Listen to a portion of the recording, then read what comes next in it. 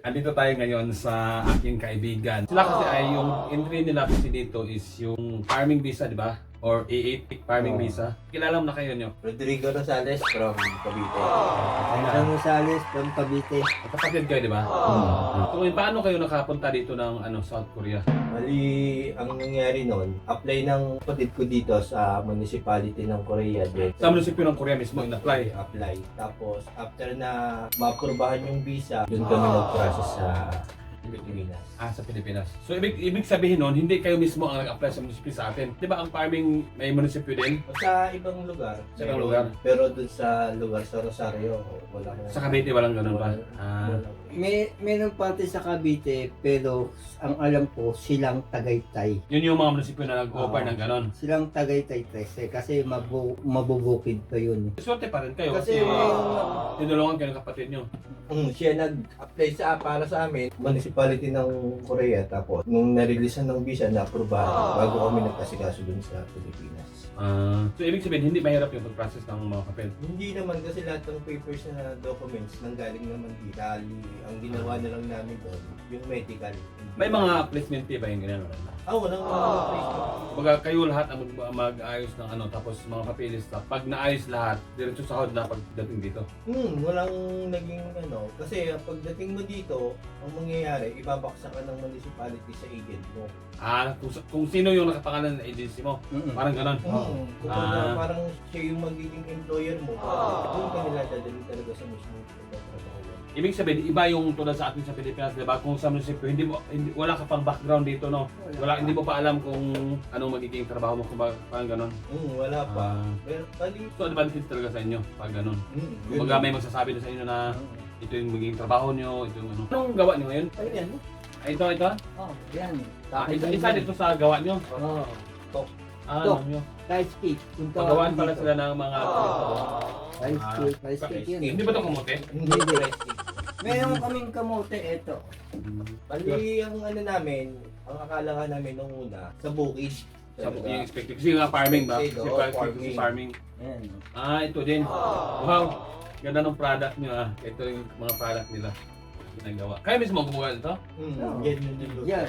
Yan sa company. Kamusta naman yung trabaho nyo din? Okay naman. Kahit pa paano. Bali, kung i-compare natin sa ibang farmers, kasi sila, nasa field sila Anong mapapayo nyo sa sa mga taong gusto mag-apply sa South Korea? Yun, kung may kapatid sila dito, di kaya kamag-anak, try nilang yung kamag-anak nilang mag-apply dito sa munisipyo dito. Tapos, kasi dito manggagaling yung documents lahat nahihingi sa embassy doon sa Korean Embassy sa Pilipinas.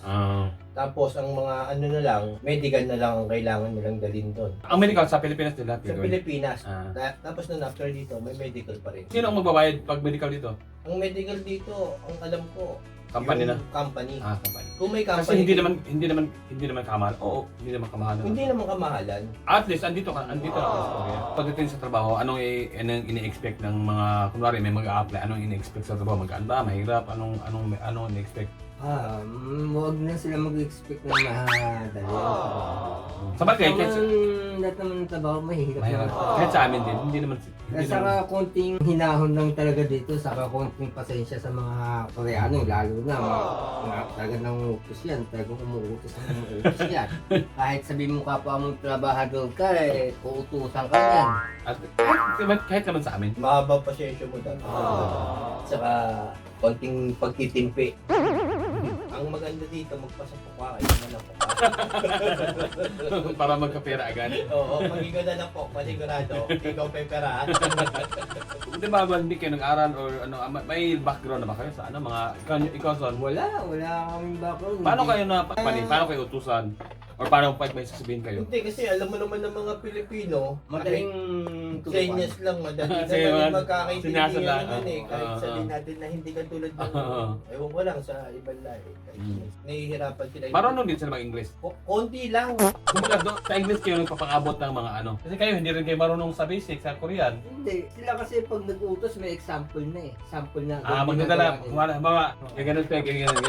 Sample na. Kumbaga, idadalhin ka doon sa hindi mo alam kung ano gawin. Sila na magpapakita mo ng sample kung ano anong gagawin mo. May time na kayo nasigawan na. Ay, wala. So far, wala pa naman. Wala. Abuti naman. Kasi sa ibang mga farming na nakikita ko, ang hirap ng pinagdaanan nila. Mga inaabuso baga yung sa sahod pa lang ha, tapos yung mga verbal abuse, yung mga minumura sila, kaya sa inyo wala naman so far. Ay, wala. Hindi talaga pare-pareho. Kaya Ah. ang ano talaga, swerte lang talaga yung napuntahan namin. Talagang company siya, government company ng Mm. Duke. Hindi katulad nung iba, bukid, may-ari lang ng malaking sakahan. Kaya depende talaga yun. Hindi kaya sa gawin para hindi ka mapagalitan kasi dahil may mga sponsor kayo, kapatid, mag-anak, or magaling lang kayo sa trabaho. Yun Paano? siguro, depende na rin sa Performance sa niya. performance mo kung Mm. paano ka makisama na rin sa trabaho, isa na rin yun. Pero sabihin mo yung kapatid mo kasi, kung sino man nag-invite sa'yo dito, labas na sila eh. At saka hindi pa pwedeng magmalaki yung kapatid mo na dito siya, tapos papaganto. Kasi ang nagpapasahod sa'yo dun eh. Company.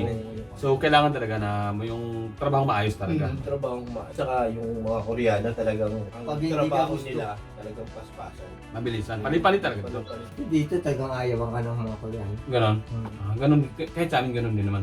Napapansin nyo ba kapag ang Koreano ay kahit hindi ka marunong magsalita, kapag nagustuhan ka na yung galaw mo, parang paborito ka rin nila, di ba? Oo. Parang ganon nila. Ganun na nga. Ganun na Parang rin sa nangyayari sa amin. Mm. Dapat nga kami, itong December, wala kaming trabaho, nagpulat na kami. Mga binigyan kayo. Binigyan kami ng hanggang January trabaho. Dahil iniisip kayo na yung visa nyo is maiksi lang, sayang yung araw na kumbaga mag-stay lang kayo, mag-standby lang kayo, tumatakbo yung araw, di ba? Talagang sa performance ng talaga sa trabaho talaga. Ang ayaw lang ng Koreano sa trabaho yung mabalbal. Oh, yung yun nakipagpintuhan ka sa mga ano. yun ang ano talaga nila. Sayang kasi yung oras pag gano'n. Sa ano, Parang naglalaro ka lang. Oo. Dapat Ay, makita ay. ka ng seryoso kasi ginagawa. Sa pagdating naman sa ano, yung mga gadget cellphone, nakakapaggamit kayo ng cellphone sa loob. Oo, nakakagamit. For For emergency emergency at saka purpose. nasa amin namin. Nasa Nasa- amin naman, nasa nasa bulsa bulsa lang lang. namin. Masawag lang, Siyempre, ano? dahil nga, iba-iba yung tao eh. Mm. Siguro, yung iba, kahit may trabaho, nagki-cellphone, kasi kami naman, hindi naman. Trabaho. Tapos yung mga pagkain nyo sa tanghal, libre kayo. Nung ano, dapat libre. Kaso Yung nga lang- kasunduan or Oo, kontrata. yung kasunduan. Kaso nga lang, i-salary deduct. Ibabawas sa sahod nyo. Yung babawas. Which is parang lugi kayo sa isip kaya nyo. magiging lugi kasi hindi naman natin. Mm. Kaya ang ginawa na lang namin, hindi na lang kami nagpaano ng Nagbawas. Kumbaga magbaon na lang kayo. nagbabaon na lang. Pero yung ano okay naman yung status na nagbabaon kayo, nagluluto kayo, hindi kayo napupuyat, ganyan. Hindi naman kasi ang time naman namin eh regular hours eh. 8 hours kayo, ade. 8 hours. Paano pag lumagpas nung sa 8 hours? Anong mangyayari? Overtime OT yun pero OT. hindi siya OT Rate rate. na as in para tulad ng 8 is kasi 15,000 Korean won ang per hour. Pero hindi naman kayo nag-OT masyado. Hindi. Hira. bihira kami bigyan ng OT. Sa tingin nyo pagdating sa sahod, dinadaya kayo o hindi? Hindi.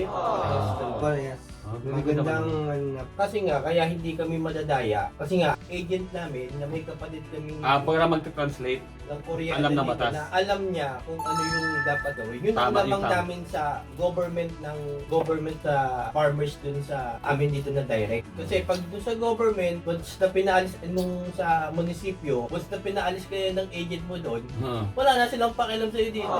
Nangyari ang importante sa kanila. Hindi katulad dito na may kapatid ka dito at may agent. Ngayon, kahit anong gawin ng agent, alam niya kung ano kasi magkakaintindihan. Alam Oo. niya. Yung Tama. doon sa munisipyo, pag nakaalis ka na doon, wala nang pakialam sa'yo yung magpaalis sa'yo. sa tingin nyo, yung sa lahat ng nagastos nyo, magkano kaya sa tingin nyo? Sa tingin nyo lang. Kasi ang nagastos namin is yung medical. Medical sa Pilipinas. Medical. Tapos yung visa. Visa fee. Oo. Saan kayo nag-apply ng visa mismo? Pilipinas. Sa Pilipinas. Doon sa Korean Embassy. Korean Embassy. Korean Embassy. Tapos yung ticket namin dapat back and forth. Round trip kumbaga. Oo, round trip. So yun yung tatlong Oo, yun yung pagagastosan yung tatlong talaga. pagagastos. Wow. Nung bayad tayo ng ano. Oo, Travel oo, tax. Travel tax.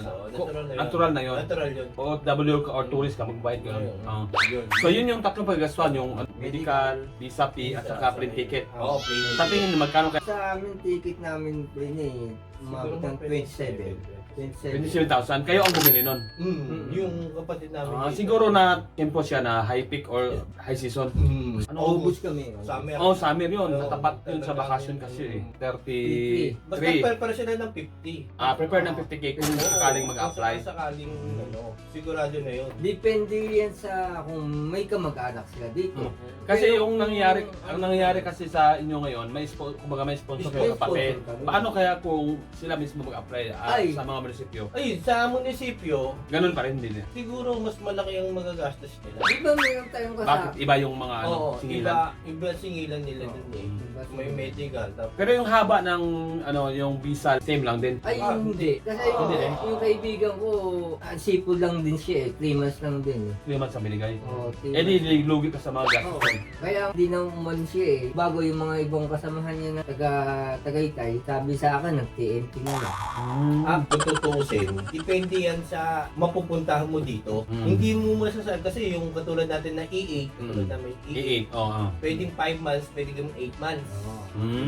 Ngayon, Pwedeng i-extend ng count mga ilang months. Ng ilang buwan. Oo. Ngayon, depende naman sa amin. Kung gusto nyo. Kung gusto namin. Ngayon, gusto na namin. So far, nagustuhan nyo, di ba? Kasi nagpa-extend kayo. Hindi ka na-extend. Hindi na-extend. Kasi may re-entry naman kami after namin umuwi ng 5 months.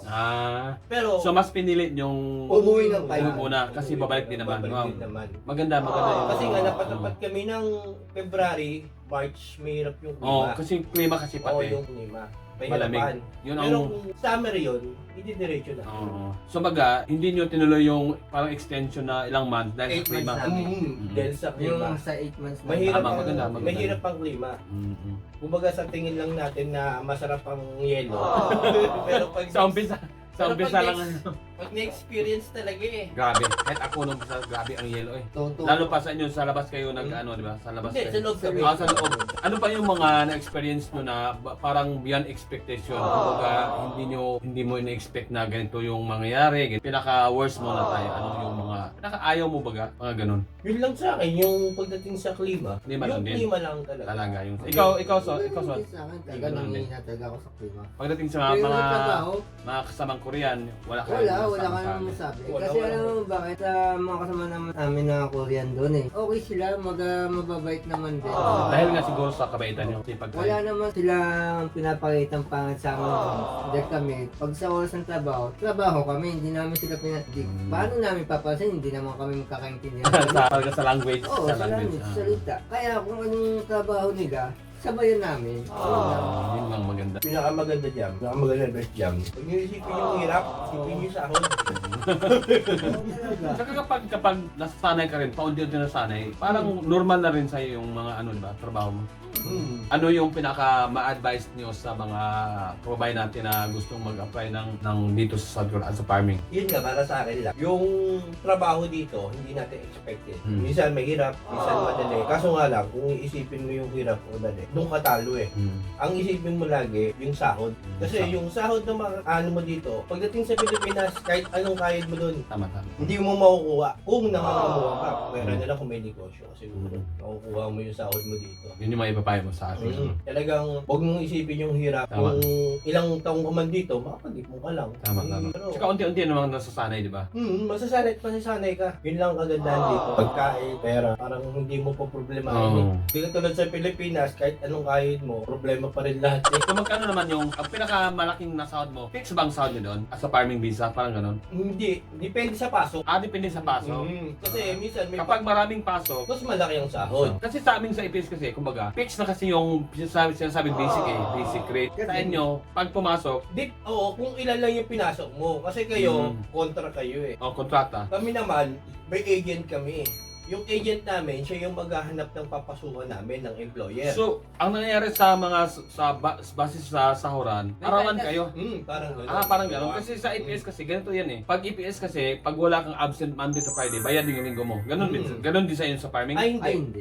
Hindi. Basta kung ano yung pinasok mo, Yun yung bibilangin. Oo, yun lang yung So, babayaran. ang nangyayari pala, no work, no pay, parang No gano'n. work, no pay. Hindi ka tulad yung mga OFW, mga ganyan. OFW din naman kayo. Hindi, ibig sabihin yung mga overseas negosyo na may kontrata. Yung EPS, Oo, EPS. EPS sa Saudi, sa ano man. Kasi wala ako sa Saudi. Fix ka doon sa sahod mo yun. Kung magkano kayong sahod mo, yun na yun. May pasok o wala, hindi na mababawasan yun.